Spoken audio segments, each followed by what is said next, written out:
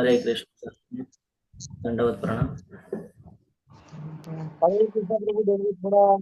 हरे कृष्ण दंडवत प्रणाम।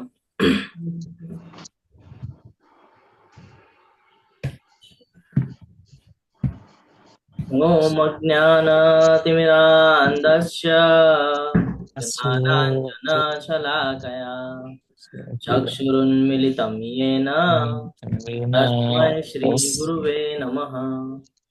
श्रीचैतन्यमनोभीष्टं स्थापितं येन भूतले स्वयं रूप कदा मह्यं ददाति स्वपदान्तिकम्। वन्देऽहं श्रीगुरु श्रीयुतपदकमलं श्रीगुरून् वैष्णवांश्च श्रीरूपं साग्रजातं सहगण रघुनाथान्वितं तं सजीवं साद्वैतं सावधूतं परिजनसहितं श्रीकृष्णचैतन्यदेवं श्रीराधान् कृष्णपादान् सहगण ललिता श्रीविशाखान्वितांश्च। हे कृष्ण करुणा सिंधु दीनबंधु जगतपते गोपेश गोपिका कांत राधा कांत नमोस्तुते। तप्त कांचन गौरांगी श्री राधे वृंदावनेश्वरी वृषभानुसुते देवी प्रणमामि हरिप्रिये। वाञ्छाकल्पतरुभ्यश्च कृपा सिन्धुभ्य एव च पतितानां पावनेभ्यो वैष्णवेभ्यो नमो नमः। नमो ओम विष्णुपादाय कृष्णपृष्ठाय भूतले श्रीमते भक्तिवेदांत स्वामिन् इति नामिने। नमस्ते सरस्वते देवे गौरवाणी प्रचारिणे निर्विशेष शून्यवादी पाश्चात्य देश तारिणे। जय श्री कृष्ण चैतन्य प्रभु नित्यानंद श्री अद्वैत गदाधर श्रीवासादि गौर भक्त वृंद। हरे कृष्ण कृष्ण कृष्ण हरे हरे हरे राम राम राम हरे हरे। खूब खूब स्वागत છે તમારા બધાનું ઇસ્કોન ભુલાઈ તરફથી। હરે કૃષ્ણ હરે કૃષ્ણ। ખૂબ સરસ એવો અધ્યાય આપણે આજના જે અધ્યાયમાં જ્ઞાન લેવાના છે એ જ્ઞાન આપણે પહેલા પણ લઈ ચૂક્યા છે, પરંતુ આજે આપણને તપ વિશે જ્ઞાન મળવાનું છે ને। વાણીનું તપ, મનનું તપ અને શરીરનું તપ। આની પહેલા આપણે જોયું કે માયાદેવી જે છે, જે ત્રણ ગુણોની વાત કરે છે, સત્વ ગુણ, રજોગુણ અને તમો ગુણ, આ ગુણના આધીન થઈને આપણે બધા કર્મ કરીએ છીએ। આપણે એ પણ શીખી ગયા કે કર્મ કેવી રીતે કરવાનું છે, આ ગુણોને કેવી રીતે સમજવાના છે। આજના અધ્યાયમાં આપણને આ ગુણોના રિલેટેડ જ હરે કૃષ્ણ આપણને આ ગુણોને રિલેટેડ જ બાકીની બધી બાબતો જે આપણા જીવનમાં આપણે ડેઈલી રૂટીનમાં જે કરીએ છીએ એમાં સમજવું છે। એટલે એને કીધું છે શ્રદ્ધાના વિભાગો। શ્રદ્ધા ત્રય વિભાગ યોગ, કે જો આપણે આ ત્રણ ગુણોના આધીન રહીને જો આપણી શ્રદ્ધા વિકસિત કરશું તો આપણને ખબર છે શું થાય છે કે જે જેવી ઈચ્છા રાખે છે, ભગવાને કીધું છે તું જેવી ઈચ્છા વ્યક્ત કરીશ એવું તને આગળ મળશે। તો જો આપણે આ ગુણોના અંદર આધીન થઈને આપણે જો કર્મ કરીશું, આપણે આપણા મન પ્રમાણે જો વર્તન કરીશું તો એનું રિઝલ્ટ પણ આપણને જ મળવાનું છે। એટલે ભગવાને આપણને પહેલા જ ક્લિયર કરી આપ્યું છે કે તારે ખાલી એટલું ધ્યાનમાં રાખવાનું છે કે આ ત્રણ ગુણો છે, આ ત્રણ ગુણોને સમજી લેવાનું છે। તો આ ત્રણ ગુણોને સમજી લીધું અને જો તે તારા ઇન્દ્રિયોને કંટ્રોલ કરી લીધું તો તારો ઉદ્ધાર નિશ્ચિત છે। શરૂઆત કરીએ। અનધિકૃત પૂજા વિશે અર્જુનની પૂછપરછ, કે જે પોતાના મન પ્રમાણે પૂજા અર્ચના કરે છે એની સ્થિતિ કઈ થાય છે। ભગવાન કૃષ્ણ જવાબ આપે છે, ત્રણ સ્થિતિઓ વ્યક્તિની શ્રદ્ધા અને પૂજા નક્કી કરે છે। ત્રણ એવી સ્થિતિઓ છે જે કોઈ પણ વ્યક્તિ, કોઈ પણ મનુષ્યની શ્રદ્ધા અને પૂજા નિશ્ચિત કરે છે। અન્નના ગુણો પ્રમાણે તેના ત્રણ પ્રકાર, એટલે કેવું ખાવાનું છે ને। ત્રણ સ્થિતિઓમાં યજ્ઞ કોને કહેવાય, બલિદાન કોને કહેવાય છે ને।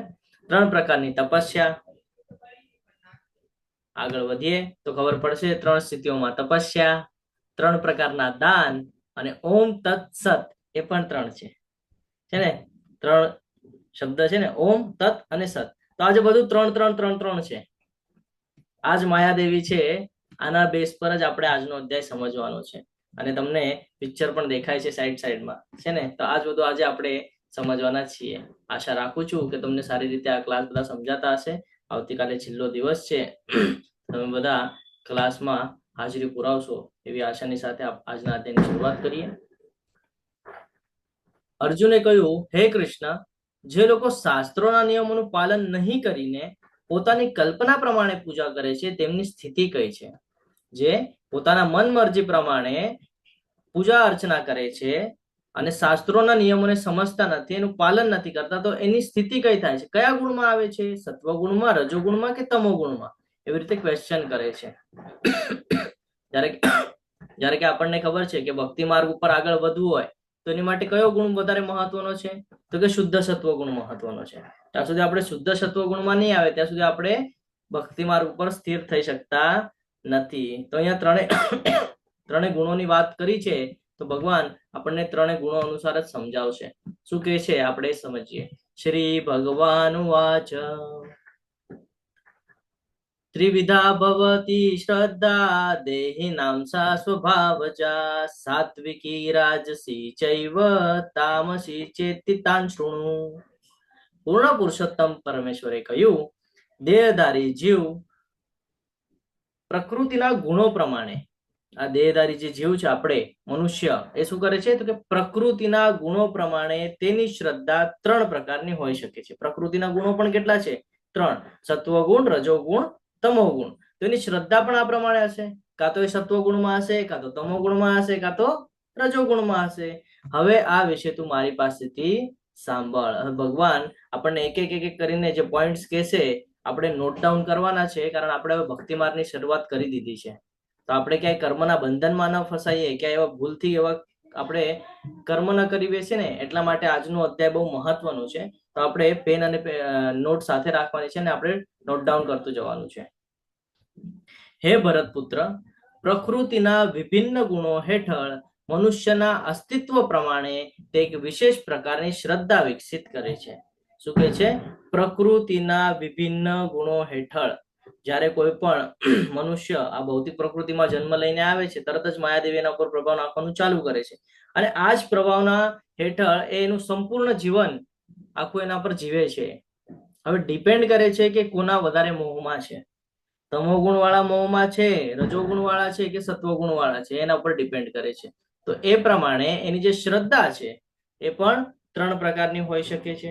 જીવે સ્વયં અર્જિત કરેલા ગુણો અનુસાર જ તેને અમુક વિશેષ શ્રદ્ધાયુક્ત કહેવામાં આવે છે. ફોર એક્ઝામ્પલ, આપણે આને એક્ઝામ્પલની સાથે સમજીએ કે મારો જન્મ થયો એ સમયે ઘરમાં ભક્તિનું વાતાવરણ હતું, પણ અમુક સમયે મેં એજ્યુકેશન માટે થઈને બીજી જગ્યાએ રહેવાનો નિર્ણય લીધો.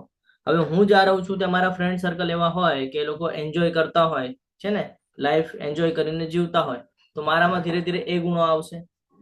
હવે એના આધીન જો હું રહીશ, સંગનો અસર આપણે જોયો હતો ને, સંગતથી શું થાય. હવે જો હું એના આધીન રહીશ તો મારા ગુણો કયા વિકસિત થશે? સત્વગુણમાં તો હતો હું પહેલા, મારી ફેમિલીમાં જ્યારે હતો ત્યારે હું સત્વગુણમાં હતો. હવે હું આવ્યો સમજો કોલેજ માટે બારે, હવે ત્યાં મારામાં કયા ગુણો વિકસિત થશે? મારા ફ્રેન્ડ સર્કલના લીધે. હરે કૃષ્ણ, રજોગુણ ઉત્પન્ન થશે ને, રજોગુણ અને તમોગુણ, જે પતનનું નિશ્ચિત કરે છે કે આ ગુણોમાં આપણે હોઈએ તો આપણું પતન થાય છે. પછી દરેક બાબતમાં આવી જાય છે પતન. એટલે આ ભૌતિક જગતમાં પણ નુકસાન છે, આ દેહ ત્યાગ કર્યા પછી પણ નુકસાન છે આ ગુણોમાં. બરાબર છે? તો ભગવાન એ જ સમજાવે છે કે એની વિશેષ પ્રકારની શ્રદ્ધા વિકસિત કરે છે. શેના? તો મનુષ્યના અસ્તિત્વ પ્રમાણે, કે કેવા લોકોમાં રહે છે, કેવું એનું વર્તન છે, આ બધું એના ઉપર ડિપેન્ડ કરે છે. માયાદેવી તો પ્રભાવ નાખવાની જ છે, પણ આ બધું એના ઉપર પણ ડિપેન્ડ કરે છે. કેમ? તો કે મન છે ને, મન જો કંટ્રોલમાં હશે તો એનો મિત્ર છે, ને મન જો કંટ્રોલની બહાર હશે, એટલે મન આપણને કંટ્રોલ કરતું હશે તો એ આપણો શત્રુ છે. એટલે અહીંયા મનનો પણ બહુ મોટો ફાળો છે. આગળ કે છે, યજંતે સાત્વિકા દેવાન યક્ષરાક્ષી રાજસા પ્રેતાદભૂત ગણાચાન્યે યજંતે તામસા જનઃ. સત્વગુણી મનુષ્યો દેવોને પૂજે છે રજોગુણી મનુષ્યો અસુરોની પૂજા કરે છે અને તમોગુણી લોકો ભૂત પ્રેતને પૂજે છે. આ હવે આપણે સમજીએ કે એક્ઝેક્ટલી શું સમજાવે છે અહીંયા ભગવાન આપણને. તો ભગવાન એમ કે છે કે આ જે 3 ગુણો છે એના આધીન રહીને તમે તમારા જે કર્મ કરો છો, તમારા જે એટમોસ્ફિયરમાં તમે રહ્યો છો એના અનુસાર એ ગુણ વિકસિત કરો છો તમે. અને પછી શું થાય છે તો કે જે મનુષ્ય સત્વ ગુણમાં હોય એ દેવોની પૂજા કરે છે. શા માટે? તો આ ભૌતિક જગતમાં આપણે જીવન વ્યતીત કરીએ છીએ, આપણી ઈચ્છાઓની પૂર્તિ કરવી હોય આપણને ઘણી બધી છે ને, તો આપણે શું કરતા હોઈએ, આપણે કોઈ પણ દેવી દેવતાને ફેવરેટ કરી લઈએ અને પછી એમની આરાધના પૂજા અર્ચના કરતા હોઈએ. સવારે ટેમ્પલમાં જઈએ અને પછી એમની આરાધના કરીએ, એમની સાથે ડીલિંગ પણ કરતા જોયું છે આપણે ઘણા લોકોને કે હું આ આપું તમને તો તમે મને આ આપી દો, છે ને, યથાર્થી વાળું જે છે એ આપણે જોતા હોઈએ છીએ. તો કે જો સત્વગુણમાં હોય તો એ દેવોની પૂજા કરે. શું કામ? તો કે પોતાના લાભ માટે જ કરે છે. કંઈક તો જોવે છે ને એના માટે એ પોતાની શ્રદ્ધા અનુસાર. આપણે પણ અત્યાર સુધી જ્ઞાન નહોતું, આપણે પણ દેવી દેવતાઓની આરાધના ઉપાસના કરતા હતા, છે ને. ત્યારે કે ભગવાને આપણને પાછલા અધ્યાયમાં કીધું છે કે તું એ લોકોની પણ ઉપાસના કરીશ તો તું ઇનડાયરેક્ટલી મારી જ કરે છે, પરંતુ તું મારી સુધી પહોંચી શકતો નથી કારણ કે તું ઉપાસના ત્યાંની કરે છે જ્યાંનું આપણે ગોલ નિશ્ચિત કરેલું છે. આપણે ફોર એક્ઝામ્પલ આપણે ગોલોક વૃંદાવન જવાનું છે અને હું દેવી દેવતાઓની પૂજા કરીશ તો દેવી દેવતાઓનું સ્થાન ક્યાં છે? બ્રહ્મલોક ને ત્યાં. તો હું ક્યાં સુધી જઈ શકીશ? હું ગોલોક વૃંદાવન સુધી જઈ શકીશ કે નહીં જઈ શકીશ? કેમ? મારું ગોલ તો ગોલોક વૃંદાવન હતું, પણ હું જેને ફોલો કરતો હતો એ ફોલો ક્યાં થતું હતું તો કે બ્રહ્મલોક સુધી. તો હું એટલું જ પહોંચી શકીશ. સેમ એ જ અહીંયા સમજવાનું છે કે આપણે જો સત્વગુણમાં છીએ તો આપણે શું કરીએ છીએ? આપણા લાભ માટે આપણે દેવોની પૂજા કરીએ છીએ. જ્યારે કે જે રજોગુણમાં આવે છે એ લોકો મનુષ્ય શું કરે છે? અસુરોની પૂજા કરે છે. અસુરો ઇન સેન્સ કે શું? આપણે અસુરોની જો આપણે શ્રેણી જોઈએ તો આપણને બધાને જ્ઞાત છે કે અસુરો શું કરે? હંમેશા ઇન્દ્રિય તૃપ્તિના સાધનો જ કરતા હોય છે ને. મદિરા પીવું, મદિરા પાન કરવું, પછી દેવી દેવતાઓને તકલીફ આપવી, હા, પૃથ્વી જે આજે 14 લોક બનાવે છે ત્યાં જઈને કઈક ને કઈક અડચણ નિર્માણ કરવી, આ બધા સાથે યુદ્ધ કરવું, કોઈક ને કોઈકનું નામ લેવું, આ જ કામ છે. આપણે આ જ જોતા આવ્યા છીએ, અસુરી સ્વભાવ. તો જે રજોગુણી હોય છે એ પણ શું કરે છે? એ પણ આવા જ સ્વભાવમાં આવી જાય છે, એ પણ આવા જ કર્મોમાં આવી જાય છે. શું કામ? કારણ કે એ કોને ફોલો કરે છે તો કે જે ભૌતિક જગતમાં છે ને જે અસુરો એને ફોલો કરે છે. એ એટલે શું? ફોર એક્ઝામ્પલ આપણે સમજીએ, આપણને એમ થાય, આપણે કોઈકને જોઈએ ને આપણને એમ થાય કે આની પાસે બહુ પૈસા છે. ફોર એક્ઝામ્પલ આપણે કોઈ રાજકીય વ્યક્તિ પકડી લઈએ, ઓકે, નામ નથી લેવું, કોઈ પણ એક રાજકીય વ્યક્તિને ઘણા બધા લોકો ફોલો કરતા હોય છે. જ્યારે કે જોઈએ તો ખબર પડે કે ખાલી એ જ પૈસા વાળો છે ને આજુબાજુ ફરવા વાળા બધા પૈસા માટે મથી રહ્યા છે ને. તો એ હંમેશા શું કરે? એમની પાછળ પાછળ જાય. લાભ થાય છે કે? મોટા ભાગે જોવા જાય તો લાભ નથી થતો, પણ શું કરે છે? તો પણ એમની પાછળ પાછળ જ જાય. શું કામ? પોતાના ફાયદા માટે, છે ને. પોતાની જે ઇન્દ્રિય તૃપ્તિના જે સાધનો છે, સંસાધનો, એ વસાવવા માટે એ સતત પ્રયાસ કરે છે, એટલે એમની પાછળ પાછળ પાછળ પાછળ કરે છે. અને એમની વૃત્તિ કેવી હોય છે? તો એ પોતાનું ઘર ભરવા માટે બીજાનું નુકસાન કરતા આપણે ઘણી વાર જોતા હોઈએ છીએ, છે ને. ઘણા બધા એવા રાજકારણીઓ છે જેમને ત્યાં ઇન્કમ ટેક્સની રેડ પડે તો ખબર પડે કેટલા બધા પૈસા નીકળે. આ બધા પૈસા આવે છે ક્યાંથી? તો આ સમજવું જરૂરી છે કે આપણે કયા લોકોમાં રહીએ છીએ અને આપણી કેવી વૃત્તિ છે. તો એ લોકો શું કરે છે? રજોગુણી છે, ઇન્દ્રિય તૃપ્તિ માટે પ્રયત્ન કરતા હોય છે. તો એ જે એમને ફોલો કરે છે એ પણ બધા એ જ માર્ગ ઉપર હોય છે. જ્યારે કે તમોગુણી લોકો શું કરે છે? ભૂત પ્રેતને પૂજે છે. તમોગુણી એટલે શું? જે આળસી છે, ઉન્માદ વાળા છે, કન્ટિન્યુઅસ નશામાં રચ્યા પચ્યા રહે છે, એ બધા તમોગુણી છે. કેમ કે એમને જીવનમાં આવીને એમને કઈ કરવું જ નથી. પોતે શું કામ આવે છે એ પણ એને જ્ઞાત નથી અને એને કઈ કરવું જ નથી. બીજો કરે છે એને પણ એને ખેંચવું છે.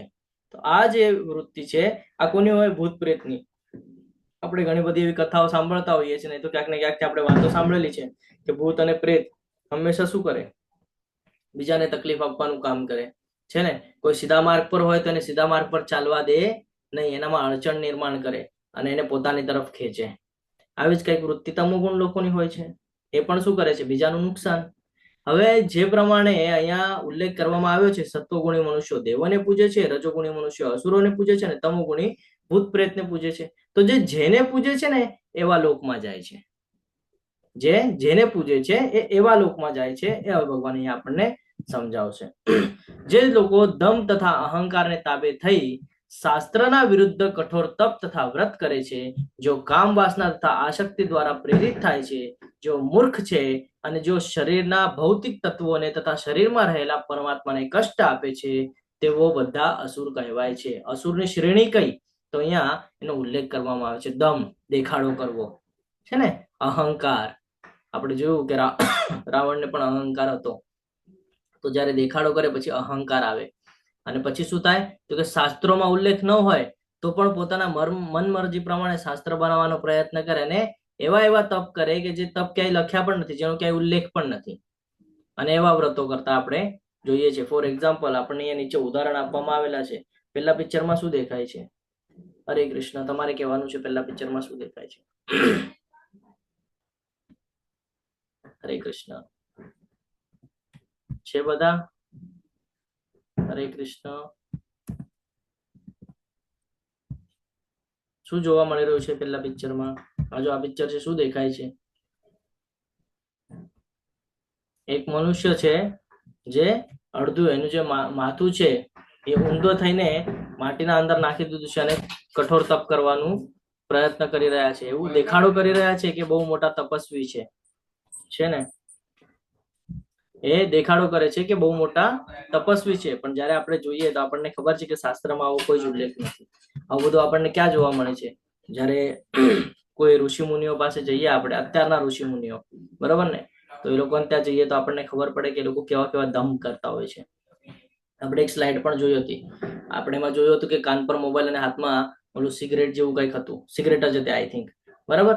તો એવા આપણે પિક્ચરો જોતા હોય છે અને વાસ્તવિકતા પણ જોતા હોય છે કે રિયાલિટીમાં પણ ઘણા બધા લોકો આપણને એ રસ્તા ઉપર દેખાય છે. અને કે છે શું? સંન્યાસ. સંન્યાસનો મિનિંગ શું છે? ભગવાને અહીંયા સંન્યાસ શેનાથી લેવા કીધું છે?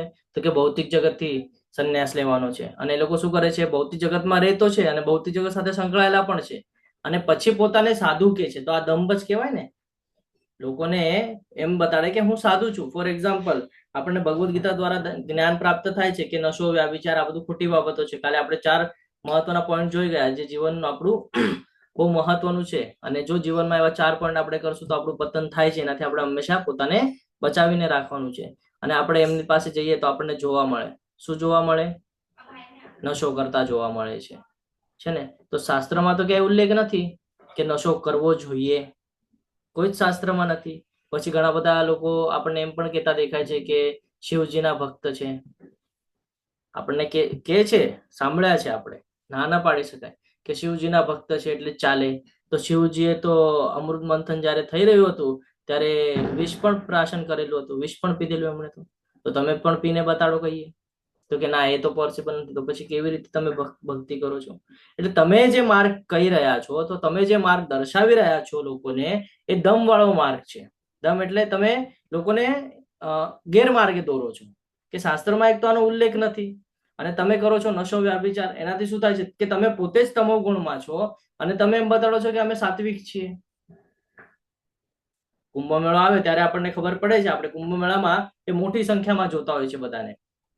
હવે અહીંયા નાસિકમાં કુંભ મેળો આવશે છે ને, આવતા વર્ષે જ છે અહીંયા નાસિકમાં કુંભ મેળો. ઘણા બધા લોકો આવશે હવે અહીંયા, ઘણા બધા એવા જોવા મળશે. પણ શાસ્ત્રોમાં તો ક્યાંય ઉલ્લેખ નથી આવી રીતે નશો કરવો. તો આ બધા લોકો શેમાં આવે છે? તમો ગુણમાં આવે છે. તો એના ગુણ જ એવા છે તો એ પોતાનો જ ઉદ્ધાર નથી કરી શકતા, તો એ આપણો ક્યાંથી ઉદ્ધાર કરશે? આપણે એ સમજવું જોઈએ. એટલા માટે શાસ્ત્ર સમજવા જરૂરી છે. નહીં તો આપણે ગેરમાર્ગે, એ લોકો આપણને ગેરમાર્ગે લઈ જાય છે, આપણે એમની પાછળ ગેરમાર્ગે જઈએ છીએ. અને શું કીધું છે આગળ? જો કામ વાસના, જો ઇન્દ્રિય તૃપ્તિ માટે નશો કરવો, આ બધું ઇન્દ્રિય તૃપ્તિ માટે જ આવે છે. તો આ કામ વાસના પ્રકારનું જ છે.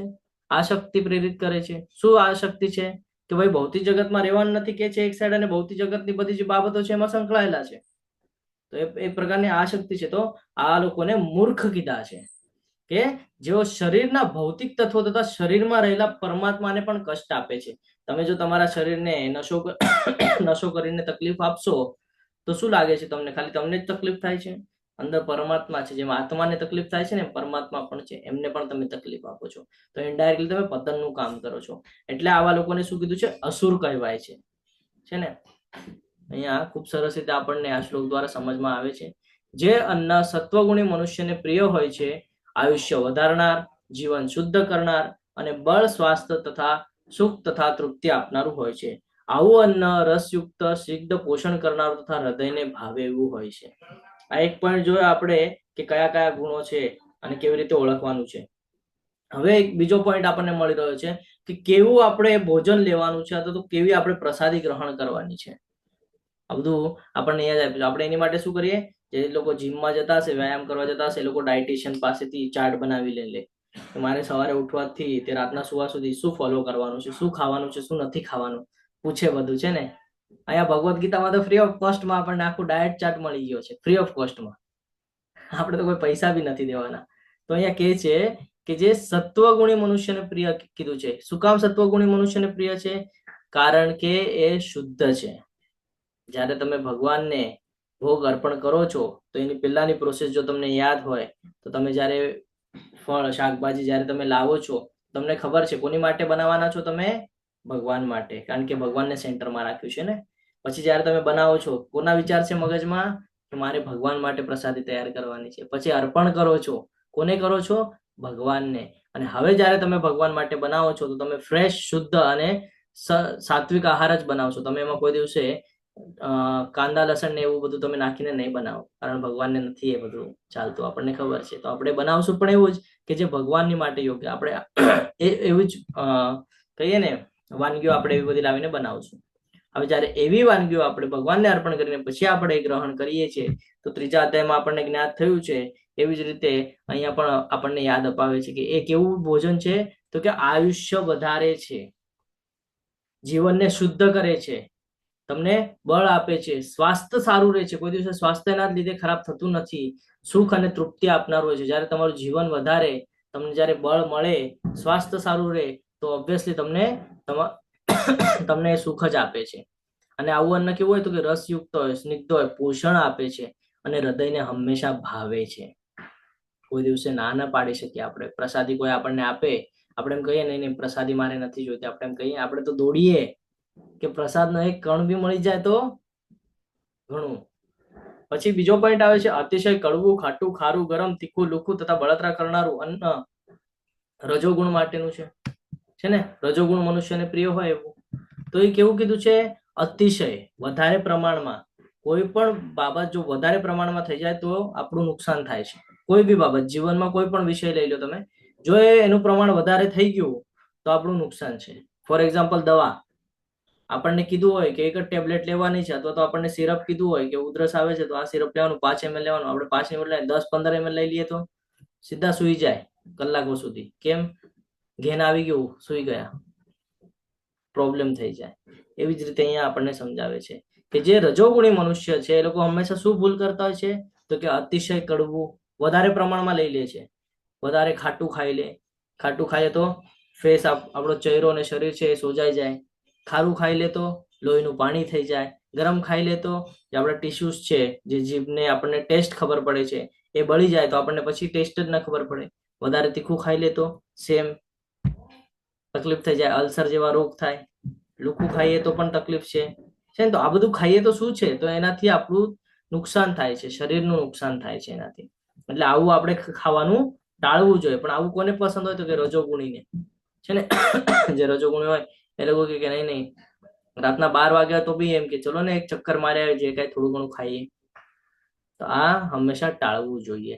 આનાથી શું થાય છે તો કે આવું અન્ન ખાશું તો દુઃખ થાય છે, શોક તથા રોગ ઉત્પન્ન કરનાર હોય છે. કારણ કે વધારે પ્રમાણમાં તમારા શરીરમાં આવ્યું જાય છે, એનાથી રોગ ઉત્પન્ન થાય. અને રોગ થાય એટલે શું થાય? દુઃખ થાય ને આપણને કે યાર મારી તબિયત સારી નથી, યાર મને તકલીફ થાય છે. શું કામ આપણે કહીએ છીએ? જ્યારે આવી રીતે ઓવરલોડેડ આપણે આવી રીતે ટેસ્ટનું ખાઈ લઈએ છીએ ત્યારે આપણને તકલીફ થાય છે, આપણને બધાને ખબર છે. ભોજન કરવાના 3 કલાક પહેલા રાંધેલું, સ્વાદહીન, બગડેલું તથા દુર્ગંધ મારતું, એઠું તથા અસ્પૃશ્ય વસ્તુઓનું બનેલું ભોજન એવા લોકોને પ્રિય હોય છે કે જે તમોગુણી હોય છે. હવે આવી કેટેગરીમાં આપણે બધા જ લોકો આવીએ છીએ. આપણને સાંભળવું ન ગમે, પરંતુ આપણે બધા આ કેટેગરીમાં આવીએ છીએ. તો આપણે એને સુધારવું જરૂરી છે. શું કામ એ આપણે સમજીએ. સૌથી પહેલા તો લખ્યું છે ભોજન કરવાના 3 કલાક પહેલા રાંધેલું. આપણે તો સવારનું સાંજે, સાંજનું સવારે, બપોરનું સાંજે, કાલનું આજે, આવી રીતે બધું કરતા આપણે જોઈએ છીએ. હું ઘણા લોકોને જોઉં છું આવી રીતે કે કરતા હોય છે. તો એનાથી શું થાય છે? એનાથી પણ તકલીફ થાય છે, વાસી ખાવાનું થઈ જાય છે. હા, અહીંયા એમ લખેલું છે કે ભોજન કરવાના 3 કલાક પહેલા રાંધેલું. તો આપણે તો બધા ઓફિસ ને સ્કૂલ, કોલેજ, ક્યાંક ને ક્યાંક વ્યસ્ત રહેવા વાળા છીએ આપણે બધા, છે ને, ભૌતિક જગતમાં. તો આપણે તો ટિફિન લઈને જઈએ છીએ. તો ટિફિન જ્યારે લઈ જઈએ છીએ, પણ આપણે બનાવેલું શું છે? પ્રસાદિકમાં કન્વર્ટ કરેલું છે આપણે. ભગવાનને ભોગ અર્પણ કરેલો છે, તુલસી દળ મૂકવામાં આવેલું છે, અને પછી એને પ્રસાદી તરીકે આપણે ગ્રહણ કરવાના છે. એટલે એમાં વાંધો આવતો નથી. શાસ્ત્રોમાંનો ઉલ્લેખ છે, પદ્મપુરાણ વાંચો, પદ્મપુરાણમાં ઉલ્લેખ છે. પાપ અને પુણ્યની જયારે વાત આવે છે, એકાદશીની વાત આવે છે, તો એમાં આ ઉલ્લેખ છે પદ્મપુરાણની અંદર. તો સમય મળે તો ભક્તિ વૃક્ષના ક્લાસમાં તમે કહેજો, એ તમને ડિટેલ્સમાં સમજાવશે. અહીંયા કીધું છે 3 કલાક પહેલા રાંધેલું સ્વાદહીન બગડેલું. આપણે બધા ચીઝ ને બટર ને એવું બધું ખાવા ઈચ્છતા હોઈએ, ફાસ્ટ ફૂડ જેને આપણે કહીએ છીએ, burger, I think pizza, burger, હજી કંઈક ઘણી બધી આઈટમો આવે છે એવી, જે બહારના દેશમાંથી આપણે અહીંયા આવેલી છે, અને આપણે એને ચાઇનીઝ ને એવું બધું અલગ અલગ કંઈક છે, એ બધું આપણે ખાવા માટે પ્રયત્ન કરતા હોય છે. હવે આપણે ઓલું ચાઇનીઝ પણ જે બનાવવામાં આવે છે, એમાં કાંદા લસણ ને બધું નાખવામાં આવે છે. એની સાથે આજીનો મોટો કરીને એક પ્રકાર આવે છે, જે આપણા હાડકાને કમકુવત કરી નાખે. તમે જો વધારે પ્રમાણમાં ખાઓ ને તો તમારા હાડકા કામ ના રહે. તમે થોડુંક પણ આમ કોઈ ધક્કો લાગી જાય ને તો પણ એના હાડકામાં ક્રેક આવી જશે, કારણ આજીનો મોટો નાખેલો હોય છે ને એમાં. એટલે શું ખાવ છો એ બધું જાણવું જરૂરી છે. પછી અહીંયા જો રાઈટ સાઈડના પિક્ચરમાં તમને નાની નાની ઈયળો દેખાતી હશે, એ શું છે ખબર છે? એ ચીઝ ને એ બધું છે. પાવ, ફોર એક્ઝામ્પલ, પાવ ને બ્રેડની આપણે વાત કરીએ તો એ પાવની બનવાની જે પ્રોસેસ છે એ ખબર છે કોઈને? મેંદાની બનાવટ છે, પણ એમાં યીસ્ટ નાખવામાં આવે અને એને ખરાબ કરવામાં આવે છે. યીસ્ટ નાખે એટલે એને શું કહેવાય, આથો આવે, અને આથો આવ્યા પછી એને આગળની પ્રોસેસ છે કે એને શેક આપવામાં આવે અને પછી એનો પાવ તૈયાર થાય. તો જે યીસ્ટ છે ને, તો કોઈક વાર સર્ચ મારીને જોજો યીસ્ટ શું છે, ખબર પડશે તમને. પછી ચીઝની વાત કરીએ આપણે, તો ચીઝ પણ આપણને બધાને ખબર છે. એવું નથી કે આજે દૂધ કાઢ્યું, કાલે દહીં બનાવ્યું, પછી માખણ અને તરત ચીઝ બની ગયું. એની પણ મોટી પ્રોસેસ છે, કારણ કે આપણે જે ચીઝની વાત કરીએ છીએ એ ચીઝ લોંગ પ્રોસેસનું હોય છે, લોંગ ટર્મ ટકાવવું હોય છે. એટલે એમાં વિવિધ પ્રકારના કેમિકલ્સ પણ એડ કરવામાં આવે છે. તો એને ઘણા સમય માટે ખરાબ, પહેલા એને જ્યારે બનાવે ત્યારે જે ખરાબ હોય છે, એની પ્રોસેસ કરવાની જે ઓલી છે, જ્યાં સુધી ખરાબ ન થાય ત્યાં સુધી એના ઉપર બીજી પ્રોસેસ કરવામાં આવતી નથી. આ તમે બધું યુટ્યુબ પર સર્ચ મારજો, તમને આ ડિટેલ્સમાં મળશે. નહીં તો કોઈ સાયન્સ ફિલ્ડમાં હોય ને, તમે એને પૂછજો, એ પણ તમને કહેશે. તો કોઈ ડોક્ટર હોય તો ડોક્ટરનો સંપર્ક કરજો, એ પણ તમને કહેશે આ બધી બાબતો. તો જ્યારે આપણે આવું બધું ખાઈશું તો આપણને ભાવે ખરું? એ આપણને એમ લાગે કે આ તબિયત માટે મહત્વનું છે, આનાથી પ્રોટીન વધે, આમ છે, સારું છે, ટેમ્પરરી સારું છે, લોંગ ટર્મમાં તમને નુકસાનકારક છે. એટલે આવું બધું આપણે ખાવાથી બચવાનું છે. આવું બધું કોને ગમે? તો કે તમોગુણીને. તમોગુણ વાળા શું કરે? ઉન્માદમાં હોય.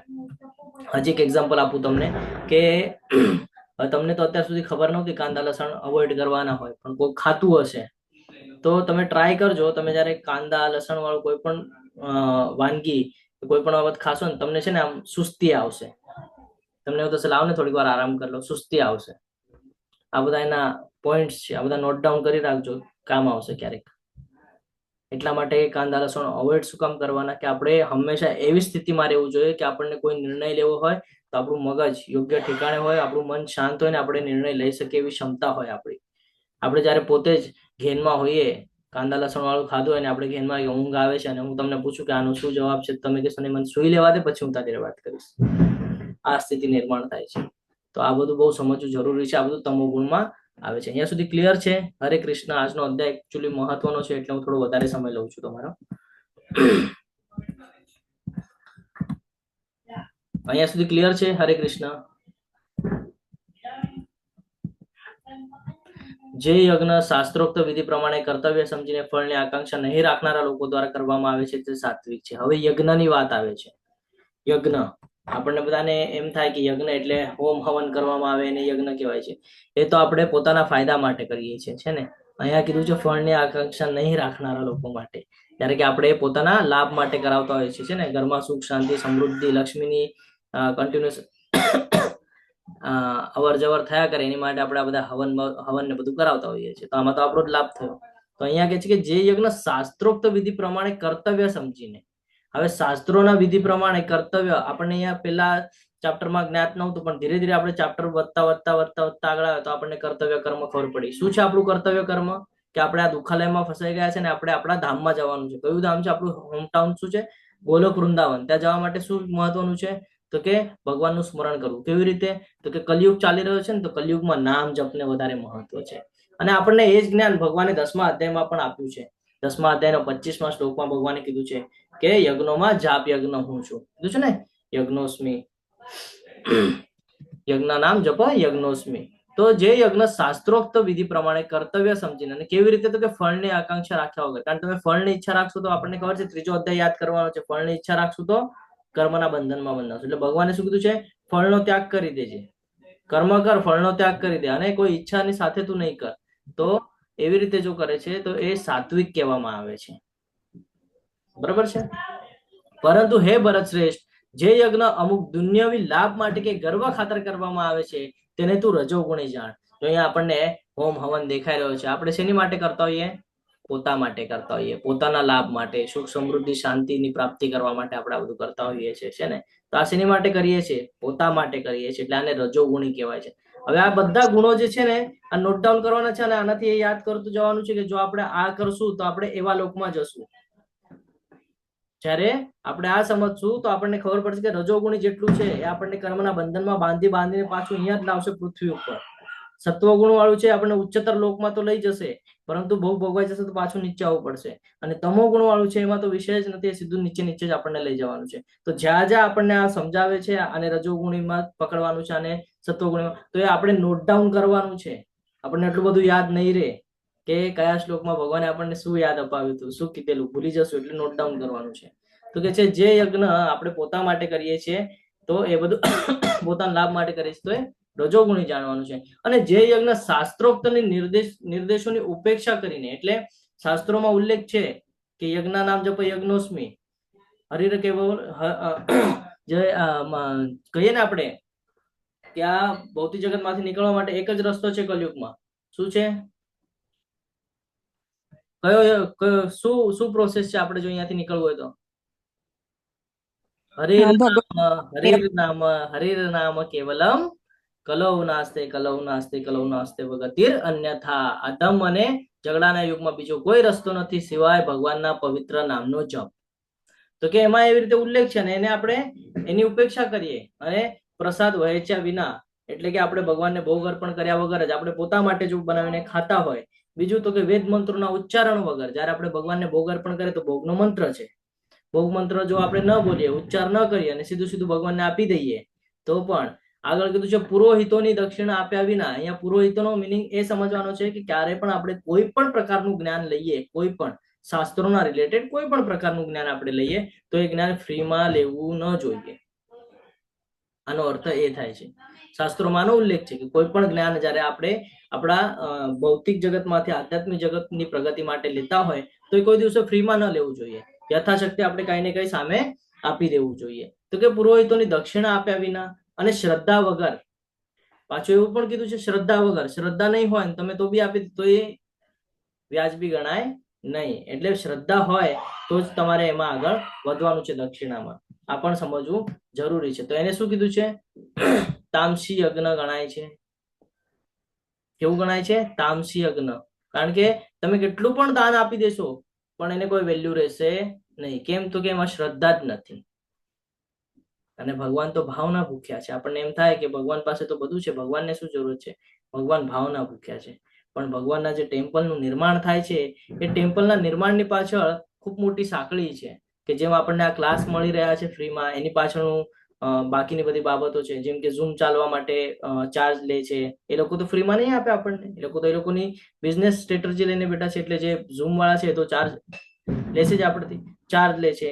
પછી જયારે આપણે આપણા ઇસ્કોન કુલાઈની જ વાત કરીએ તો ત્યાં ટેમ્પલનું નિર્માણ તો થઈ ગયું છે. ખૂબ સરસ એવી ગૌશાળા પણ બનાવવામાં આવેલી છે.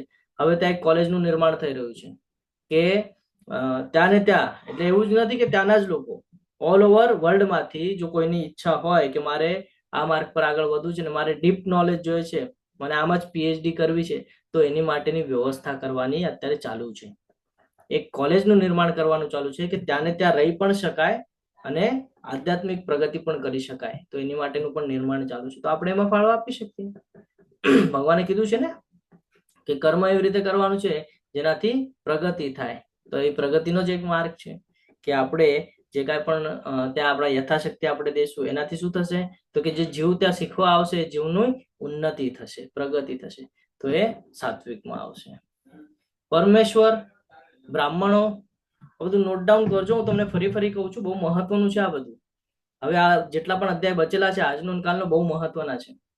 પરમેશ્વર, બ્રાહ્મણો, ગુરુ તથા માતા પિતા જેવા વડીલોની પૂજા કરવી અને પવિત્રતા, સરળતા, બ્રહ્મચર્ય તથા અહિંસાનું પાલન કરવું એ શરીરના તપ કહેવાય છે. હવે આ શેનું તપ આવ્યું? શરીરથી કરવાના તપ. તો શરીરથી શું તપ કરી શકાય? પરમેશ્વર, ભગવાનની આરાધના, ભગવાનની પૂજા, ભગવાન માટે સમય આપીને માર્જનમ કરવું, બધા એ જે ફૂલની માળા બનાવવી, ટેમ્પલમાં સેવા આપવી, આ બધું પરમેશ્વરની પૂજા તરીકે થઈ જાય છે. બરોબર. બ્રાહ્મણો એટલે શું કે જે વૈષ્ણવો છે અને જે શાસ્ત્રોના નિયમોને ફોલો કરે છે અને બીજાને જ્ઞાન અર્જિત કરે છે, આને બ્રાહ્મણ કહેવામાં આવે છે. આપણને એમ થાય કે બ્રાહ્મણનો પુત્ર બ્રાહ્મણ, તો ભગવાને આપણને પાછળ જ કીધું છે. શું કીધું છે? ચાતુર્વર્ણે મયા સૃષ્ટમ ગુણ કર્મ વિભાગ છે. 4 વર્ણોની મારી સૃષ્ટિનું નિર્માણ કરેલું છે. શેના બેસ પર? તો કે ગુણ અને કર્મના બેસ પર. એટલે બ્રાહ્મણનો પુત્ર બ્રાહ્મણ હોય એ શક્ય એ નથી સમજવાનું. જે બ્રાહ્મણની ક્વોલિટી છે એ એનામાં હોય અને એ ફોલો કરતો હોય તો એ બ્રાહ્મણ છે.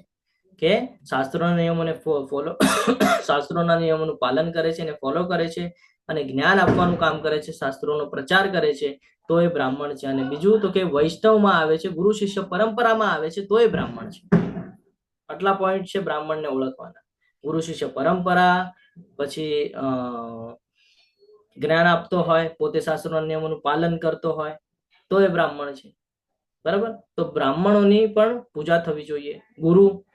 ગુરુ જેની પાસેથી આપણને જ્ઞાન પ્રાપ્ત થાય છે, જે ગુરુ શિષ્ય પરંપરામાં આવે છે, એમની પણ પૂજા થવી જોઈએ. પછી માતા પિતા છે ને, માતા પિતાની પણ પૂજા થવી જોઈએ. રોજ આપણે ઉઠ્યા, અત્યારે તો આપણને બધાને આદત નહીં હોય છે ને, નહીં કરતા હોય બધા, તો સવારે ઉઠી સ્નાન ને થાય એટલે માતા પિતાના પગે લાગવું જોઈએ. આ પેલા ચાલતી પ્રથા હવે ધીરે ધીરે નષ્ટ થતી જણાય છે, તો હજી ક્યાંક ક્યાંક જગ્યાએ જોવા મળે છે. તો પૂજા કરવી. હવે આ કરવાથી શું થાય છે ખબર છે? જે લોકોને જ્યોતિષ શાસ્ત્રનું થોડું ઘણું નોલેજ હશે ને એ લોકો સમજી શકશે. જો આમાં બધું આવી જાય છે આ ભગવદ્ ગીતામાં, જ્યોતિષ શાસ્ત્ર આવી જાય, ડોક્ટરનું આવી જાય, તમે કોઈ પણ વિષય નાખો, સાયન્સનું નાખો, એસ્ટ્રોનો નાખો, કોઈ પણ વિષય નાખો, બધાના આન્સર આપેલા છે. આ શ્લોક પરથી એમ સમજાય છે કે જ્યારે તમે માતા પિતાના ચરણની સેવા કરો છો ત્યારે શું થાય છે? ઇનડાયરેક્ટલી ભગવાને કીધું છે સૂર્ય અને ચંદ્ર પણ હું છું, યાદ છે? હા, તો આ જે નવગ્રહ છે ને એમાં સૂર્ય અને ચંદ્રનો ઉલ્લેખ છે. સૂર્ય એને આત્માનો કારક કીધો છે અને ચંદ્ર એને મનનો કારક કીધો છે. તમારું જે માઇન્ડ કંટ્રોલ થાય એ મન ઉપર જેનું વર્ચસ્વ હોય ને એ ચંદ્ર છે. અને ચંદ્રની આરાધના કેવી રીતે થઈ શકે ખબર છે? તમે જયારે તમારા માતાના પગે લાગો, તમે માતાની સેવા કરો ને, તો ચંદ્ર કંટ્રોલમાં આવે. તો જેને મન પર કંટ્રોલ લાવવું છે ને એ એવી રીતે પણ મન પર કંટ્રોલ લાવે છે. જેને પિતા તો કે આત્માનો કારક કહેવાય છે. એટલે પિતાનું જો આપણે સાનિધ્ય રાખીએ અને પિતાને જો આપણે હંમેશા ઓલું કરીએ તો આપણને ત્યાંથી પણ લાભ થાય છે. એટલે સવારે ઉઠીને જે સૂર્યને અર્ઘ્ય આપવાની જે પ્રથા છે ને એ એટલા માટે છે કે સવારે ઉઠતાની સાથે જ આપણે એમને સ્નાન કરીને અર્ઘ્ય આપીએ છીએ. વડીલોની પૂજા એટલા માટે કરવામાં આવે છે. આપણે બધું ભૂલી જઈએ. ગુરુની ઉપાસના કરીએ, ગુરુની પૂજા કરીએ તો શું થાય? આપણો જે ગુરુ હોય, ગુરુ જે ગ્રહ એ કંટ્રોલમાં આવી જાય છે. કેમ? તો એ ગુરુ અને આ ગુરુ સમાન જ છે. એ ત્યાં દેવી દેવતાઓને જ્ઞાન પૂરું પાડે છે. જ્યારે આપણા અહીંયા જે ગુરુ આપણે બનાવેલા છે, તો જે શાસ્ત્રોના નિયમ પ્રમાણે જે ગુરુનું પાલન કરે છે, તો એ અહીંયા પણ આપણને ઇફેક્ટ થાય છે. આ બધું બહુ મહત્વનું છે. આ સમજી નથી શકતા આપણે. અને જ્યારે આપણે આ લોકોની પૂજા કરીએ છીએ ને ત્યારે આપણા અંદર આજે નીચેની બધી ક્વોલિટીઓ લખી જ નહીં આવે છે. પવિત્રતા ત્યારે આવે, સરળતા ત્યારે થાય, બ્રહ્મચર્ય બહુ મહત્વનું છે. બ્રહ્મચર્ય આપણે પાલન નથી કરતા, પણ બ્રહ્મચર્ય અને અહિંસા, કોઈ સાથે હિંસા નથી કરવાની, કોઈ સાથે એવી રીતે વેણ નથી બોલવાનું જેનાથી બીજાને તકલીફ થાય, ત્રાસ થાય. જ્યારે આટલું આપણે કરી શકીએ છીએ તો એને શરીરનું તપ કહેવાય છે. અત્યાર સુધી નહોતી ખબર, હવે આપણને જ્ઞાન મળ્યું છે, તો આવતીકાલથી આપણે ચાલુ કરવાનું છે હવે આ બધું. સત્ય, પ્રિય લાગે એવા, હિતાવહ અને બીજાને ઉદ્વેગ ન પમાડનારા વચનો બોલવા તથા વૈદિક ગ્રંથોના નિત્ય પાઠ કરતા રહેવું એ વાણીનું તપ છે. હવે વાણીનું તપ, શરીરનું તપ થઈ ગયું, હવે વાણીનું તપ. તો વાણીથી કેવી રીતે થાય? કે હંમેશા સાચું બોલવાનું છે. આપણને ખબર છે કે સાચું બોલશું તો આપણું નુકસાન થશે, પણ સાચું બોલવાનું છે. આપણે પોતાના ફાયદા માટે થઈને જો ખોટું બોલશું તો કર્મના બંધનમાં બંધાશું. બીજું તો કે પ્રિય લાગે એવા, હંમેશા બોલતા વખતે વિચાર કરવાનો છે કે આની જગ્યાએ જો મને કોઈ એવી રીતે બોલી જશે તો આપણને સહન થાય કે નહીં, તો આપણે પણ બીજાને એવી રીતે નથી બોલવાનું કે એનું મન દુઃખ થાય. કારણ કે ક્યારેક ક્યારેક સિચ્યુએશન એવી આવે છે કે મનથી પણ આપણે એકબીજાને દોષ દઈ દેતા હોઈએ છીએ, બોલી નાખતા હોઈએ છીએ, છે ને. ન બોલવા જેવા વેણ આપણે ભલે મોઢા પર નથી બોલતા પણ મનના અંદર હોય છે આપણા, તો એ પણ બહુ યોગ્ય નથી આપણી માટે કે કોઈ આપણી માટે ઉપહાસ કરે કે આ તો આવો જ છે કે આનું આવું જ છે, તો એ આપણી માટે યોગ્ય નથી. એનાથી આપણે કેપેબલ નથી એમ સમજાય છે, આપણામાં સત્વગુણ નથી એ સમજાય છે. હિતાવ હંમેશા કેવી રીતે કહેવાનું છે, તો બીજાનું હિત થાય ને એવું કહેવાનું છે. હિત એટલે શું કે ભૌતિક જગતમાં હિત થાય એની વાત નથી કરતા ભગવાન અહીંયા. હિત એટલે એવું હિત કે અત્યારે અહીંયા ફસાઈ ગયો છે ને દલદલમાં, તો અહીંયાથી બહાર નીકળી જાય, આ દલદલમાંથી બહાર નીકળી જાય. તો એવું ક્યાં થાય કે શાસ્ત્રોનો જે આપણને શાસ્ત્રો આપ્યા છે, શાસ્ત્રોના સંદર્ભો લઈને એને સમજાવવાનો પ્રયત્ન કરવાનો છે કે જો આ ખોટો માર્ગ છે, આ સાચો માર્ગ છે. આ માર્ગ ઉપર રહીને પણ તું શાંતિનો અનુભવ કરી શકીશ અને આગળ વધી શકીશ. જ્યારે ઓલો માર્ગ છે એમાં તને શાંતિ તો ટેમ્પરરી મળશે પણ પછી તારું પતન જ પતન થશે. તો હિતાવ, બીજાને હિત થાય એવું, બીજાનો પણ લાભ થવો જોઈએ. આપણો તો આ થવાનો જ છે, આપણે માર્ગ ઉપર છે તો આપણે જ્યારે ફોલો કરશું ને ત્યારે આપણે બીજાને કહી શકીએ. ફોર એક્ઝામ્પલ, હું જો આ બધું ફોલો કરતો હોઉં, 4 નિયમોનું પાલન કરતો હોઉં, સેવા કરતો હોઉં, માતા પિતાના પગે લાગતો, તો હું તમને કહી શકું, બરાબર ને. હવે જયારે હું કરું છું ત્યારે હું તમને કહું છું ને કાલથી આ બધું ચાલુ કરવાનું છે. શું કામ?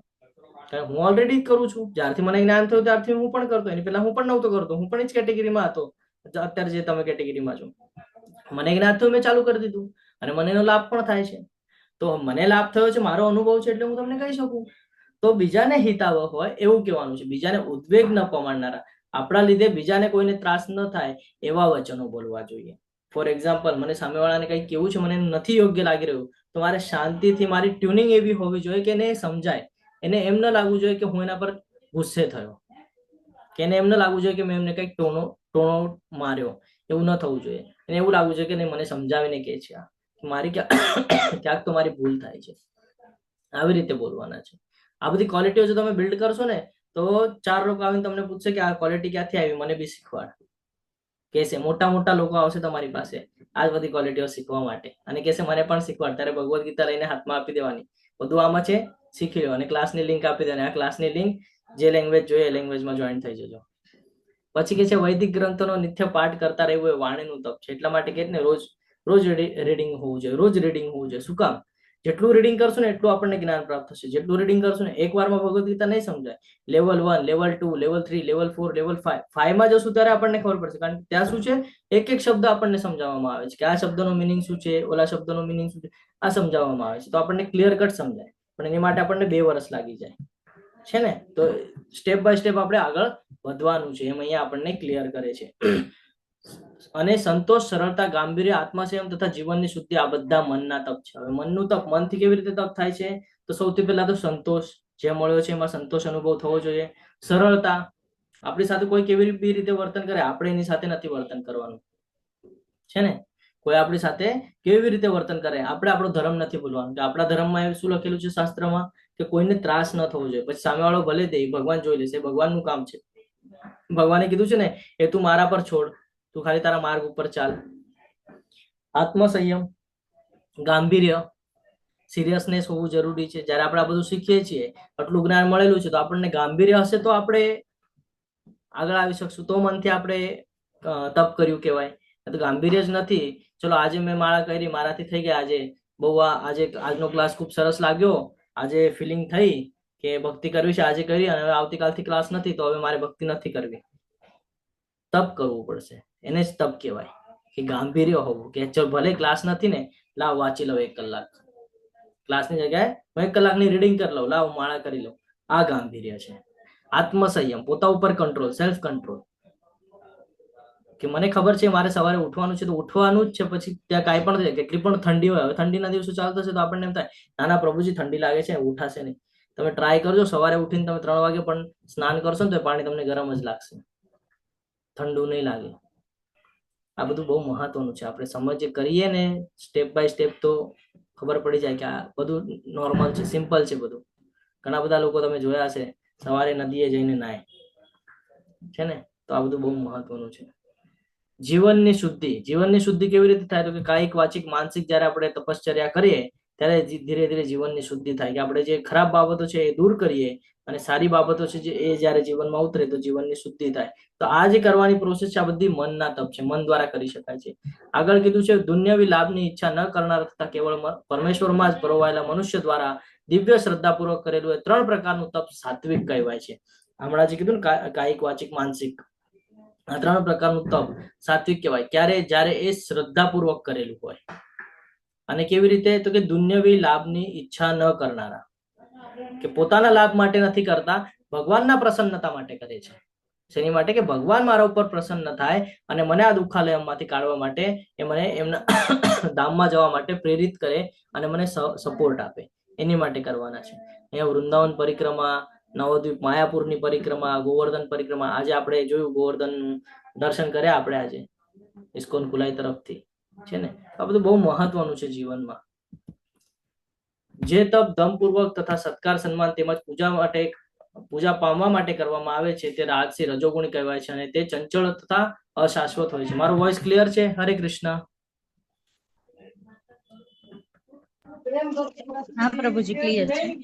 જે તપ કીધું છે દંભપૂર્વક એટલે દેખાડો કરીને, હું એમ ઈચ્છા ધરાવું કે દેખાડો કરું કે હું કઈક છું અને પછી સત્કારની અપેક્ષા હું જો રાખું કે મારો સત્કાર થવો જોઈએ અને મને સન્માન જ મળવું જોઈએ છે ને, અથવા તો મારી પૂજા થવી જોઈએ. આવું કોણ કરતું હતું ખબર છે? હિરણ્યકશ્યપ. કે જ્યારે એને વરદાન મળ્યું હતું બ્રહ્માજીથી તો પોતાને જ સમજવા નથી હું જ હવે સૃષ્ટિનો નિર્માતા છું, બધાએ મને જ ભજવું જોઈએ. શું થયું? અંતે થઈ ગયું નુકસાન, રજોગુણી. તો અહીંયાથી આપણને સમજાય છે કે દમપૂર્વક તથા સત્કાર સન્માન તેમજ પૂજા માટે કરવામાં આવતા બધા જે છે એ બધા રાજસી ગુણો કહેવાય છે અને એ શું ચંચળ અને અશાશ્વત હોય છે. ટેમ્પરરી આપણને બહુ સારું લાગે પણ પછી બધું ફ્લોપ થઈ જાય, નુકસાન જ નુકસાન. મૂર્ખામીને વશ થઈ આત્મા ઉત્પન્ન માટે અથવા બીજાનો વિનાશ કરવા કે હાનિ પહોંચાડવા માટે જે તપ કરવામાં આવે છે એ બધું તમોગુણ વાળું હોય છે. જેનાથી બીજા કોઈને પણ ત્રાસ થાય એ બધું તમોગુણ. કેમ? કર્મના બંધનમાં બાંધશે ને તમને સીધા નીચે લઈ જશે. એક નીચેના લોકમાં જશો ને એકવાર તમે નીચેના લોકમાં ગયા તો ઉપર આવવાના ચાન્સીસ ભૂલી જવાના. કારણ અત્યારે મનુષ્યનું શરીર મળ્યું છે, પછી ક્યારે મળશે ખબર નથી. એટલે જ્યારે મળ્યું છે ત્યારે તક પકડી લેવાની છે, તકને એક્સેપ્ટ કરી અને આગળ વધવાનું કામ કરવાનું છે. જે દાનનું પણ મહત્વ છે, ક્યાં કરવું જોઈએ, કેવી રીતે કરવું જોઈએ, આપણે પાછળ પણ ચર્ચા કરી, હવે ફરીથી ચર્ચા કરીએ. જે દાન કર્તવ્ય સમજીને કોઈ બદલાની આશા વિના યોગ્ય સ્થાને તથા સમય અને સુપાત્ર વ્યક્તિને અપાય છે તે સાત્વિક દાન કહેવાય છે. ફોર એક્ઝામ્પલ, તમે મને અમુક દાન આપ્યું, હવે એ દાન સમજો મારા ભૌતિક જગતના કોઈ ઉપભોગ લેવા માટે મેં પ્રયત્ન કર્યો, તો શું એ યોગ્ય છે? નહીં. શું થશે? મને પાછી એની ઈચ્છા વ્યક્ત થશે કે ચલો આને ભોગ ભોગવી લીધો, હજી મારે ભોગ ભોગવવો છે. ફોર એક્ઝામ્પલ, તમે મને કપડા આપી દીધા, હું શું કરીશ? કપડા પહેરીશ. 6 મહિના, વર્ષ, 2 વર્ષ, 4 વર્ષ, 5 વર્ષ પાછી મને કપડાની જરૂરત પડશે. તમે મને પૈસા આપી દીધા, હું ખોટા માર્ગ ઉપર વાપરીશ. શું થશે? કર્મનું બંધન તમને પહેલા લાગશે, મને પછી લાગશે. કારણ મને સપોર્ટ તમે કર્યો ને, એટલે તમને પહેલા કર્મનું બંધન લાગશે, મને પછી લાગશે. બરાબર? હું એટલા માટે કરી શક્યો કારણ તમે મને આપ્યું, એટલે હું કરી શક્યો. પછી તમે સમજો મને કોઈ પ્રસાદી આપી, ખાવાની વસ્તુ, હું શું કરીશ? ખાઈશ. 12 કલાક પછી મને પાછી ભૂખ લાગશે, પાછું મારી ખાવાની ઈચ્છા થશે. તો આ સમજવું જરૂરી છે આપણે શું આપીએ છીએ. અને આ બધું ભૌતિક જગતમાં સંકળાયેલું છે. બરાબર? તો હવે આપણને પ્રશ્ન થાય કે પ્રભુ તો પછી શું કરવાનું, શું દાન આપવાનું? તમે કહો છો કે આમાંથી બધામાંથી ફસાવાના કામ થાય છે, તો શું દાન આપવાનું? તો આપણને બધાને એક વસ્તુ જ્ઞાત છે, ભગવાને એક જ કીધું છે. શું કીધું છે? મારી ભક્તિ કરો. ભગવાનની ભક્તિ કરવા માટેના મહત્વના સાહિત્ય કયા કયા છે? જપમાળા, ભગવદ્ ગીતા, ભાગવતમ, ચૈતન્ય ચરિતામૃત અને આ ક્લાસની લિંક. આ 5 વસ્તુ છે આપણે આગળ. શું છે? આ 5 વસ્તુ છે જેનાથી આપણે બીજાનો ઉદ્ધાર કરી શકીએ છીએ. ભગવાને હમણાં કીધું ને કે બીજાનો હિતાવ, બીજાને હિતમાં થાય, બીજાનો લાભ થાય એવું કંઈક કરવાનું છે. તો શું કરી શકીએ આપણે? કોઈનો બર્થડે આવે છે, એનિવર્સરી આવે છે, કે કોઈને આપણે ગિફ્ટ આપીએ છીએ, તો આપણે કે ત્યાં શું આપી શકીએ? જપમાળા છે, અથવા તો ભગવદ્ ગીતા છે, ભાગવતમ છે, આ આપણે ગિફ્ટ તરીકે આપી શકીએ છીએ કે વાંચીને જીવનમાં ક્યારે પણ, જન્મથી લઈને જ્યાં સુધી દેહ ત્યાગ કરશે ત્યાં સુધી ક્યારે પણ જરૂરત પડી ને તો એમાંથી વાંચીને પોતાને બચાવી શકે છે. માળા તમે આપશો તો એ જપ કરશે, ભલે એક જ માળા કરે પણ એક માળા કરીને પણ શુદ્ધ થશે. એટલે દાન તો એવી રીતે કરવાનું છે કે જેનાથી બીજાને લાભ થાય. હમણાં જ આપણે ચર્ચા કરી કે ટેમ્પલમાં આપણે આપીએ તો શું લાભ થાય, તો કે ત્યાં જે કોઈ પણ આવશે, જે પણ જીવ ત્યાં આવશે ત્યાં શીખીને જશે અને આગળ જઈને બીજા 4 લોકોને શીખવાડશે. તો એનાથી શું થશે કે તમે જ્યાં ફંડિંગ કર્યું છે એ ફંડિંગનો ઉપયોગ શેની માટે થયો? ભગવાનના કાર્ય માટે થયો. ભગવાનને પ્રચાર જે કરે છે એ અતિ પ્રિય છે. આપણે પાછળ પણ જોઈ રહ્યા છે ને આવતીકાલે પણ જોશું હજી કે ભગવાનને કોણ કોણ પ્રિય છે. તો આપણે જ્યારે ફંડિંગ કરીએ છીએ તો એનો ઉપયોગ ભગવાનના કામમાં લાગે છે, એટલે એ યોગ્ય જગ્યાએ જાય છે. તો આ સમજવું પડશે. કોઈ બદલાની આશા વિના. બદલાની આશા એટલે શું કે આજે હું સમજો કોઈને ભગવદ્ ગીતા અમે આજે વેચી 10-15 ભગવદ્ ગીતા વેચી તો ચલો મારો ઉદ્ધાર થઈ જશે, એમ આવી આશા નથી રાખવાની. ભગવાને શું કીધું છે? તું તારું કર્મ કર્યા કર. તને મેં તારું કર્તવ્ય કર્મ કીધું છે. ભૌતિક જગતમાં શું કરવાનું છે ને આધ્યાત્મિક જગત માટે તારે શું કરવાનું છે બંને કીધું છે. હવે તારે એ કરવાનું છે, પણ આશા રાખવાની નથી. તું જયારે એના લાયક ધરાવીશ, તું યોગ્યતા પ્રાપ્ત કરીશ, તને મળી જશે યોગ્ય સ્થાને. સ્થાન એટલે કયું? આપણે જોયું ટેમ્પલમાં એક તો આપી શકે, અથવા તો કોઈને જે વ્યક્તિને જરૂરત હોય, જીવનમાં જે બહુ ડિપ્રેસ થઈ ગયો હોય અને સુસાઇડ જેવા વિચાર આવતા હોય, જેના જીવનમાં કઈ સમજાતું ન હોય, દુઃખ ભર્યું હોય, એવા લોકોને કયા સમયે? જ્યારે એને જરૂરત છે. સમય બહુ ઇમ્પોર્ટન્ટ છે. ફોર એક્ઝામ્પલ, આજે મને જરૂરત છે, મને કન્ફ્યુઝન વાળી સ્થિતિ છે અને તમારી પાસે જ્ઞાન છે ભગવદ્ ગીતાનું, તમારી પાસે ક્લાસની લિંક પણ છે અને તમારી પાસે ભગવદ્ ગીતા પણ છે, અને પછી પણ જો તમે મને નહીં આપો તો શું થશે? હું મારું પોતાનું નુકસાન કરીશ અને પછી તમને ક્લિક થશે, અરે ભગવદ્ ગીતામાં તો આમ કીધેલું, હું બચાવી શકતો હતો એને, મેં ત્યારે એને સમજાવ્યું હોત તો બચી જાતે, સુસાઇડ ના કરત. આ સમજાવું છે. સમયની બહુ મહત્વ છે. એટલે જ્યારે જેને સમય છે ને ત્યારે એને ઓછું આપણું કામ છે. ઘણા બધા લોકો સુસાઇડ કરે છે, ઘણા બધા લોકો ડિપ્રેશનમાં જાય છે, ઘણા બધા લોકો ખોટા માર્ગે જાય છે, મન જેવું નથી થતું ને એટલે. પણ જયારે તમે ભગવદ્ ગીતા ખોલીને એને કહો 6.35 વાંચી લેજે, 6.8 પણ વાંચી લેજે, ક્લિયર થઈ જશે તને. તો આ બહુ મહત્વનું છે. આ ક્યારે કરી શકે? જયારે આપણને જ્ઞાન હોય ને તો આપણે બીજાને કરી શકીએ. સુપાત્ર વ્યક્તિને, કઈ વ્યક્તિ છે તમે એને આપશો તો એનું જીવન બચી જશે. કારણ જયારે એ સુસાઇડ કરશે તો એ જ્યાં સુધી એનું મૃત્યુ નથી લખેલું ત્યાં સુધી એને ભટકવું પડશે, અને પછી જયારે એનું મૃત્યુ નિશ્ચિત થશે તો એને એ કર્મનું પણ ફળ લાગી જશે કે એને પોતાના દેહનો સંહાર કરેલું, પોતાનું જ ઓલું કરેલું છે, તો એનો પણ પાપ લાગશે અને પાછો નીચેના યોનિમાં જશે. તો એનાથી એનો ઉદ્ધાર નહીં થાય કોઈ દિવસે. તો એને બચાવવાનું કામ પણ આપણું છે. એટલે સુપાત્ર વ્યક્તિને આપવાનું છે. તો આ બધા દાન છે ને, આ બધા સાત્વિક દાન ગણાય છે. આ બધું નોટ ડાઉન કરજો, બહુ મહત્વનું છે. પરંતુ જે દાન અમુક બદલાની અપેક્ષાથી અથવા કર્મફળની ઈચ્છાથી અથવા નામરજીપૂર્વક અપાય છે તે રજોગુણી દાન કહેવામાં આવે છે. જો આપણને એવી વૃત્તિ થતી હોય કે હું 4 લોકોને કહી દઉં મેં શું દાન કર્યું, કે 4 લોકો મને જોવે કે હું દાન કરી રહ્યો છું, કે મને કોઈ ફળની અપેક્ષા છે, જો એ કરીને જો મારે દાન કરવાની ઈચ્છા થતી હોય તો નહીં કરવાનું. સ્ટોપ.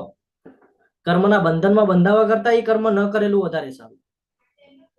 કાલ સવારે આપણને એવું થાય કે હું ભગવદ્ ગીતા વેચી રહ્યો છું, હું એના વિડીયો ને ફોટો કાઢીને હું બધે વાયરલ કરું, જેનાથી જો એની પાછળ પણ 2 મુદ્દા મહત્વના છે. જો હું મારા પ્રસિદ્ધિ માટે વાયરલ કરું છું તો એ પછી હું રજોગુણમાં આવું છું. પરંતુ જો હું એટલા માટે વાયરલ કરું છું કે મારું જોઈને હજી 4 લોકો આ શીખે કે ભાઈ પ્રચાર કરવો જરૂરી છે, તો આ સત્વગુણમાં આવશે. એટલે ડિપેન્ડ કરે છે તમે એને કેવી રીતે દર્શાવો છો, તમારી એની પાછળની વિચાર ધારણા શું છે. આ બધું બહુ મહત્વનું છે. એટલે અહીંયા કીધું છે કે જે અમુક બદલાતની અપેક્ષાથી અથવા તો કર્મફળની ઈચ્છાથી અને ના મરજી ઈચ્છા ન હોય તો પણ તમે જો બળજબરીથી આપો છો. આપણે આવી સિચ્યુએશન કોરોનામાં જોઈ હતી. ઘણા બધા લોકો આપતા હતા અને વિડીયો કાઢીને નાખતા હતા બધી જગ્યાએ. તો એ બધું રજોગુણી છે, એ પણ આપણું પતન કરે છે. અને જે દાન ગમે તેવી અપવિત્ર જગ્યાએ અનુસૂચિત સમય કોઈ કુપાત્ર માણસને તો પૂરતું ધ્યાન તથા આદર આપ્યા વિના અપાય છે તો તે તામસી કહેવાય છે. આદર વગર પણ નથી આપવાનું, આદરની સાથે આપવાનું છે. અને કેવું તો કે અપવિત્ર જગ્યાએ, ફોર એક્ઝામ્પલ કોઈ મને રસ્તામાં એવો વ્યક્તિ મળી ગયો કે જે બેઠો છે અને મારી આગળ પૈસા માંગે છે, રેલવે સ્ટેશન ઉપર અથવા બસ સ્ટેશન ઉપર અથવા એવી જગ્યા પર વધારે આપણને દેખાય, મોલની બારે છે ને આપણને વધારે દેખાય. તો જો હું એને કાંઈ આપી દઈશ પૈસા, એનું કંઈક ખોટું ઓલું કરશે તો એ તો જશે જ, સાથે આપણને પણ લઈ જશે. કર્મના બંધનમાં એ તો બંધાવાનો જ છે, સાથે આપણને પણ બાંધી દેશે. એટલે આપણે ધ્યાન રાખવાનું છે કે કોને આપીએ છીએ, કઈ સમયે આપીએ છીએ, કયા વ્યક્તિને આપીએ છીએ અને શું આપીએ છીએ. આ 4 વસ્તુ ધ્યાન રાખવાની છે કે દાનમાં વસ્તુ શું છે, એ યોગ્ય વ્યક્તિ છે કે નહીં, એને એની જરૂરત છે કે નહીં, આ બધું નિહાળીને પછી આપવાનું છે. તો એનો આપણને યોગ્ય ઓલું થાય છે. સર્જનની શરૂઆતથી જ, એટલે જ્યારે આ સૃષ્ટિનું ભગવાને નિર્માણ કર્યું એના શરૂઆતથી જ ઓમ તત્સત આ 3 શબ્દો પરમ સત્યનો નિર્દેશ કરવા માટે પ્રયુક્ત કરાતા રહ્યા છે. આ 3 પ્રતિકાત્મક અભિવ્યક્તિઓ બ્રાહ્મણો દ્વારા વૈદિક મંત્રોનું ઉચ્ચારણ કરતી વખતે તથા બ્રહ્મને સંતુષ્ટ કરવા માટે યજ્ઞો કરતી વખતે પ્રયોજવામાં આવતી હતી. ઘણા બધા લોકો ઘરે પૂજા હવન ને બધું કરાવે છે, એમાં ઓમ તત્સત વપરાય છે. શરૂઆત જ ઓમ થી થાય છે. જ્યારે પૂજાની શરૂઆત કરે, દીવો પ્રગટાવે, હાથમાં પાણી મુકાવે, બરાબર ને, આચમની લેવા કે ઓમ વિષ્ણુર વિષ્ણુર વિષ્ણુ. શું આનો અર્થ? ઓમ ભગવાને કીધું છે કે ઓમકાર જે છે એ પણ હું જ છું, કીધું છે ને ભગવાને. અને સ્ટાર્ટિંગ શું કહેતું કે વિષ્ણુર વિષ્ણુર વિષ્ણુ, એટલે ભગવાનનું સ્મરણ. બરાબર, તો કે શરૂઆતથી જ ઓમ તત્સત આ 3 શબ્દો પરમ સત્યનો નિર્દેશ કરવા માટે. પરમ સત્ય શું છે? ભગવાન શ્રી કૃષ્ણ, આ પરમ સત્ય છે. અને ક્યારે? તો કે બ્રહ્મને સંતુષ્ટ કરવા માટે યજ્ઞો કરતી વખતે. ક્યારે બોલાય છે? યજ્ઞો કરતી વખતે. માટે બ્રહ્મની પ્રાપ્તિ માટે યોગીજનો શાસ્ત્રોક્ત વિધિ પ્રમાણે યજ્ઞ, દાન તથા તપની સર્વ ક્રિયાઓનો શુભારંભ હંમેશા ઓમથી કરે છે. તમે કોઈ પણ બાબત જ્યારે શીખવા જાઓ, ફોર એક્ઝામ્પલ કોઈ હવન, પૂજન, અર્ચન આ બધું કરવા જાઓ તો તમને ખબર પડે ઓમ થી શરૂઆત થાય છે ને. તો ઓમ શું છે? ઓમ તત્ક્ષણો પરમમ વદ, ઋગ્વેદમાં છે 1.22.20 માં ઓમ. અને આપણને ભગવદ ગીતામાં પણ ભગવાન કીધું છે ઓમ એટલે શું. જ્યારે સૂર્યની ફ્રીક્વન્સીને વોઇસમાં કન્વર્ટ કર્યું તો ત્યાં ઓમ સંભળાતું હતું. અને ભગવદ ગીતામાં કીધું છે કે સૂર્યનો પ્રકાશ, સૂર્ય ચંદ્ર મારી આંખો છે, સૂર્ય પણ હું જ છું કીધું હતું ભગવાને, છે ને. તો બધું બહુ મેચ થાય છે, સમજવું જરૂરી છે, શાસ્ત્રો જીવનમાં ઉતારવા જરૂરી છે. ઓમ એટલે વિષ્ણુ. તેને વૈદિક મંત્રોની શરૂઆતમાં પરમ તત્વનું સર્વોચ્ચ લક્ષ્ય સૂચવવા માટે મૂકવામાં આવે છે. શું કામ? કે આપણને યાદ થાય, ઓમનું ઉચ્ચારણ થાય એટલે તરત આંખની સામે ભગવાન કૃષ્ણની સ્મૃતિ થવી જોઈએ. ઓમ કહેવાની સાથે શું શું યાદ આવવું જોઈએ?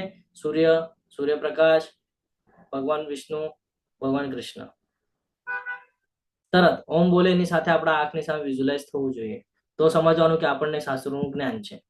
મનુષ્ય કર્મફળની ઈચ્છા રાખ્યા વિના વિવિધ પ્રકારના યજ્ઞ, તપ તથા દાન તત્શબ્દ કહીને કરવા જોઈએ. આવા દિવ્ય કાર્યોથી ઉદ્દેશ ભવબંધનમાંથી મુક્તિ પામવાનો હોય છે. આનો ઉદ્દેશ શું છે? ભવબંધન, એટલે આ ભૌતિક જગતમાંથી મુક્તિ પ્રાપ્ત કરવા માટે કરે છે. જ્યારે આપણે પૂજા હવન ને બધું કરીએ તો લાસ્ટમાં એક વાક્યનું ઉચ્ચારણ થાય છે. જેમ સ્ટાર્ટિંગમાં આચમની મુકાવે છે અને સ્ટાર્ટ થાય ઓમ વિષ્ણુ વિષ્ણુ વિષ્ણુ શ્રીમદ ભગવતો, છે ને.